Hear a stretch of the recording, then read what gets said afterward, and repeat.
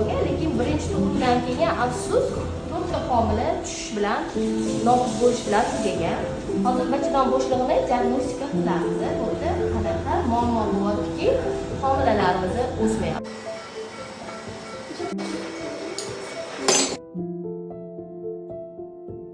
Diagnostikani boshladik.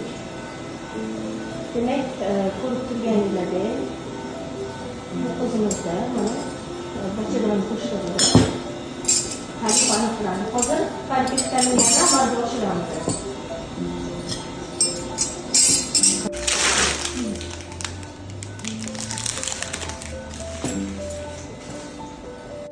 Mana 10 bachadon laylariga ko'rinish qismi ko'ryapsizlar.